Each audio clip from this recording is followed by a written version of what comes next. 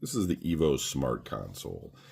It is the rarest commercially sold game console that there is, and if you've never seen one before, there's a good reason, because there weren't very many of them sold. However, they were sold through distributors. I purchased this through a distributor.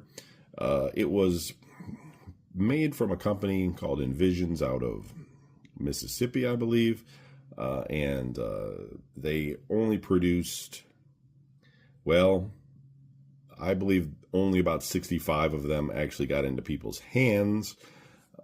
The Italian distributor that I bought this from says they sold about 15 of them in Europe.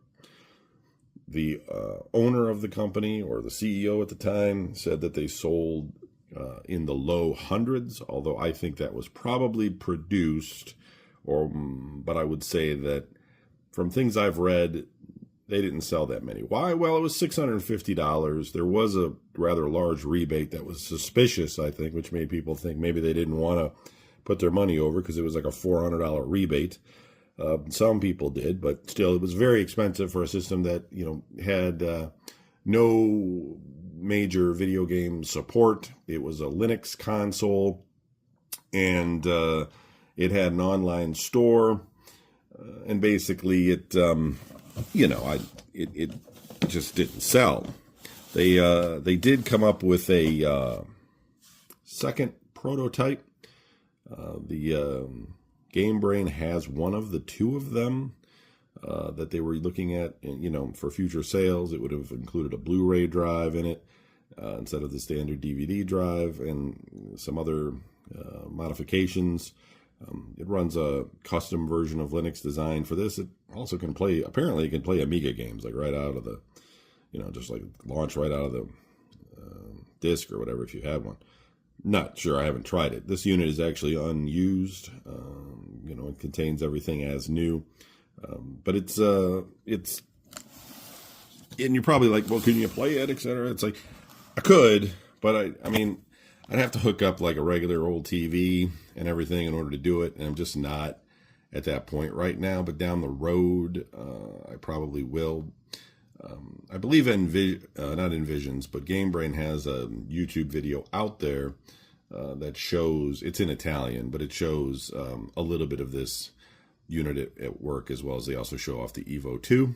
I've never seen another one of these for sale. I've never seen these in another collector's collection. It's not to say that there aren't any out there, or there aren't any in their collections. I just personally haven't seen it. I think part of the reason why is that it uses a standard standard architecture where you could install Windows on it if you wanted to wipe out all the Envisions gaming things in their very customized version of Linux. Kind of like if you thought about the old Xboxes and things like that were basically, for all intents and purposes, Windows compatible. And so when this company didn't really do anything, gamers and owners of this probably said, well, I'm not going to just, do nothing with it. So they probably just installed Windows on it and wiped everything off of it. And then eventually it just got tired and they tossed it, So the ones that are left, probably not many, but there's certainly some out there. I had talked to the original owner of the company, and he had told me that he didn't have one. And this was many, many, many years ago when he was pitching the Otan console that never came out. They eventually came out with some sort of PC with like some software on it or something, but the actual Otan itself, or Oten, whatever you want to call it, never actually came out. But this did. And this is the rarest thing I have, and it's the rarest system I'm aware of. And again, if you're new to my collection and all this sort of stuff, I'm not talking about prototypes. I don't talk about like for instance, the PlayStation, Nintendo, like that's a prototype. There's one of those.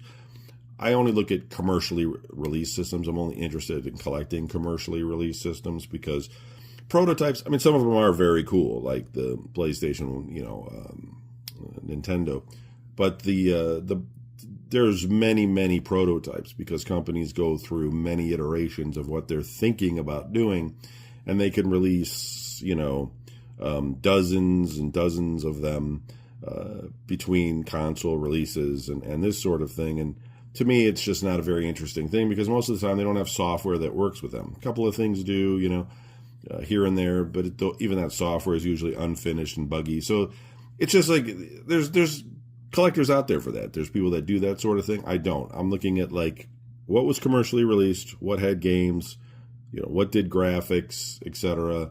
And that's what I collect. I don't collect LCD, old like Tiger Electronics handhelds or LED games and that sort of thing. Those are just, to me, those are just like electronic toys. I don't consider those video game consoles. I don't think most people would consider those video game consoles. So I kind of keep it pretty narrow about what I'm trying to collect, and this is, as far as that goes, the rarest of the rare. Thanks for watching.